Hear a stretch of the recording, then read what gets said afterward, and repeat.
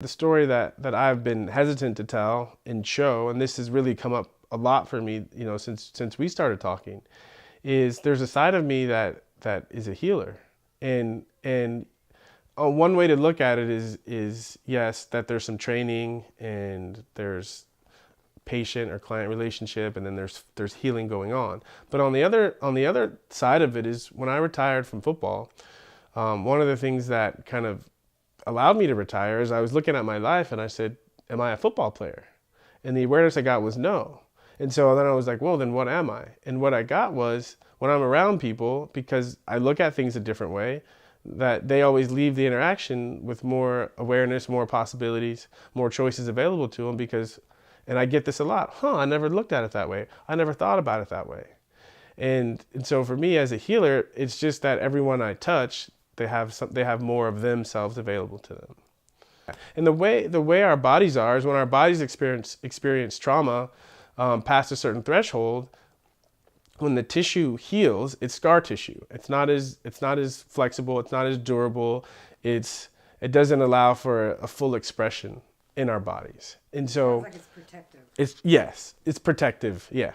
And so when you look at the long term and you see a lot of issues with football players nowadays, and dementia and suicide and CTE, losing control of their body, it to me it starts to make sense, because when your body is so beat up and you haven't done anything to change it, it really affects the way you can express your being. And it really is like literally like your light can't shine. And it's almost like if you look at your body as the lantern, and your being or your spirit is the light. If your body can't fully express itself, then it really dims what you can be. And to me, that's what I see healing as. I see when your light shines, that's health. And when your body doesn't allow your light to shine, to me, that's dis-ease or a lack of health. In 2006, when I went to play in Canada, I ended up breaking my arm. And I had an accident a week and a half later where a door came and hit the back of my Achilles and almost tore my Achilles. And so I was out for 2 months, and we had a trainer there on our team whose professor in college was an osteopath. And so she said, this guy I know, Gus, he knows about sports medicine and he does this other stuff. Why don't you go see him since you have all this free time? And so I went to see Gus, and we just started having a conversation about bodies. And I've always been interested in my body just because I'm a curious guy. And osteopaths they get an extreme education in biology and physiology and anatomy. So they really, really have an amazing grasp of the body. And so to be able to have the conversations that we could have, it really just opened my mind.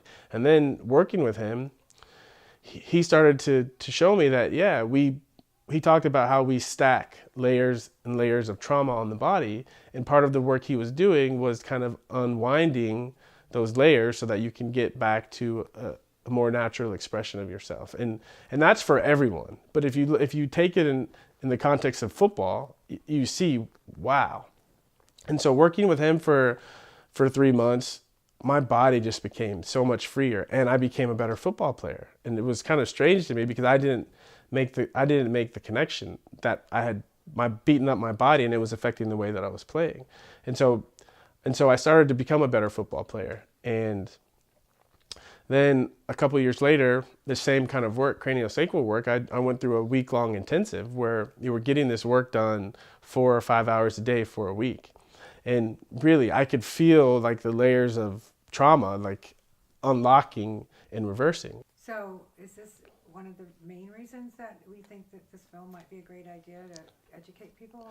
Or? I do think so. And I think one of the things is football, especially in America, it's the #1 sport.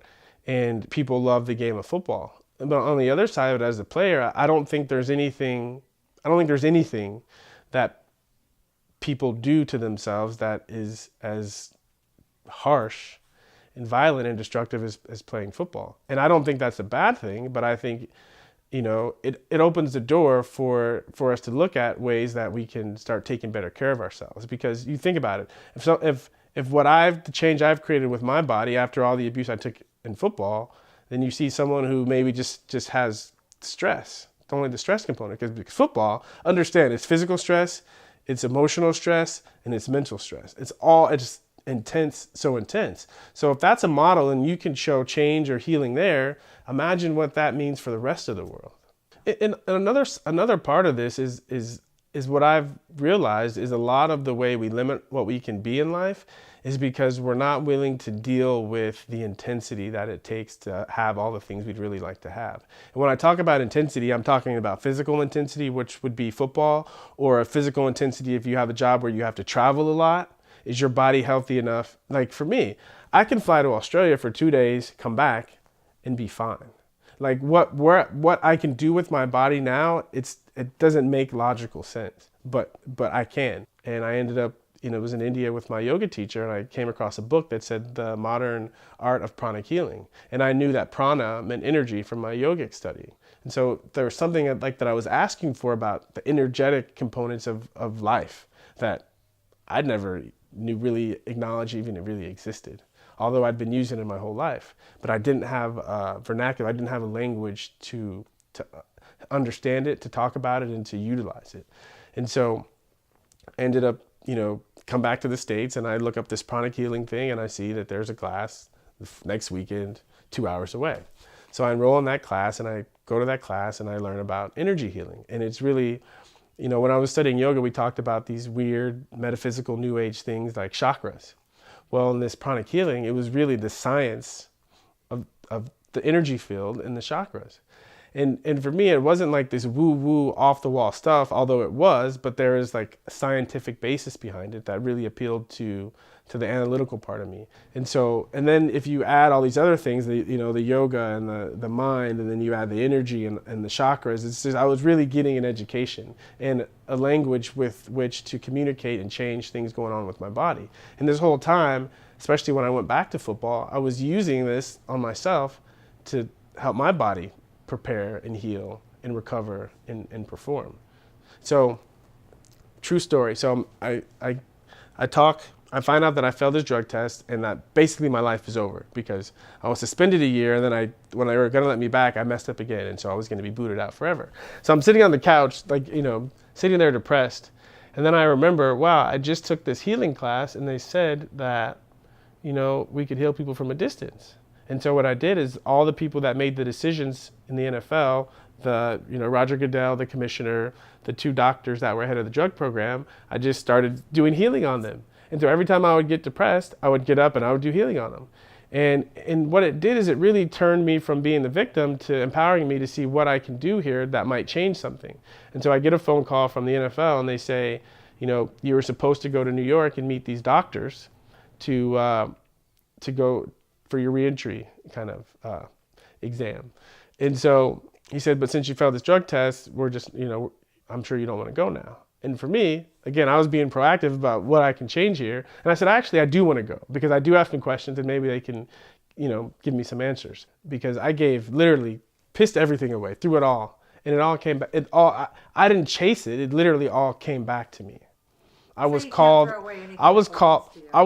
and asked to come back and play football. Even after all that? Even after all that. So do you want to create a new legacy or image as a healer now, or do you not even care about labels anymore? Well, I do, but still, there's so many misconceptions. I would like to change what healing is, the way people look at healing. I'd like to change that definition, because then it allows me to be okay with being called a healer. And it's an example of how athletes can, in my opinion, should, instead of making football the answer or making their sport the answer, because you can't play forever, to see how can your football career create the life you want to have. And for me, that's what I've been able to do. I started spending my off seasons taking care of my body and learning a skill that I enjoyed doing, and now it's really transitioned. And what I started talking about was this coming up is really kind of reminded me that that's a really big part of myself, is doing that work and working with bodies. Just because I know I have so much information about bodies that it's almost cruel to the world to keep it to myself.